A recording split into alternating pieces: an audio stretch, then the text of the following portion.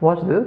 What is the addressing system that has topological significance? Topological significance means if all the entities are in a close proximity, like in one geographical location, they are all supposed to get numbers which will say that they are close to each other. So what is the number system which is having some kind of facility, so that by looking at the number system you should be able to say that, oh, these are all geographically at the same location.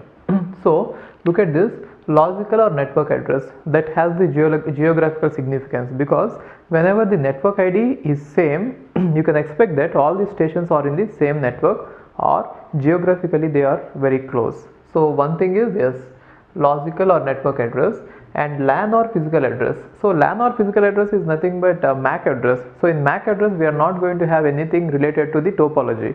So they will be actually generated by the vendor, and they use the date, serial number, vendor ID. They are not going to use any information about the location of a computer. So even though if you could put some location about the computer in the LAN address, what happens is when you move out the computer from there to the other network, then this LAN address or the MAC address is also going to travel from there to the other network. Therefore, MAC address cannot have any topological significance. And port addressing. So port addressing means the TCP ports. So coming to the TCP, I told you that there are some port numbers, and these numbers are actually generated randomly, and there is nothing in the port number which will say that this station belongs to so and so location, or this process belongs to India or US or UK. Nothing. Only by looking at the IP address you can say where the station is, but not and what about the multicasting address? Multicasting is not actually the syllabus, that's why I didn't teach you that. Multicasting is nothing but sending a message to many stations which are by definition not in the same geographical location. Therefore, multicasting address cannot talk about topology at all. By definition, multicasting is sending a packet to many hosts which are geographically not at the same point, which means topology cannot be we cannot think about topology in multicasting. So only addressing system which depend on this topology is IP addresses. That is the reason why IP addresses is used in routing, not any other numbers, right?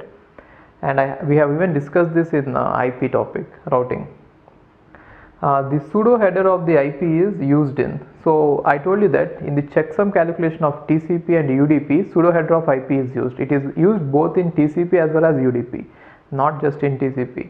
Therefore, it is used in both. Important, remember it.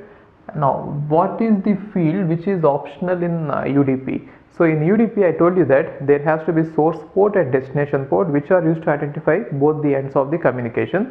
They are mandatory. And then there is length and checksum. Length has to be provided, but checksum is optional. The reason is many of the UDP messages, they are used within the same LAN, or even if you are sending a packet outside, then also if you since UDP is unreliable, if you don't want to waste more time calculating the checksum at the transport layer, it is better that you leave it out.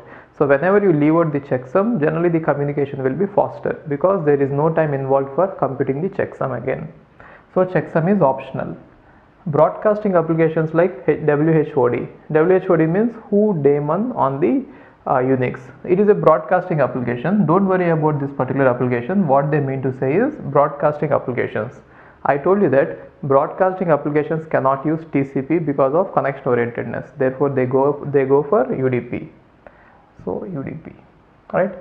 So these are some of the questions on TCP and UDP.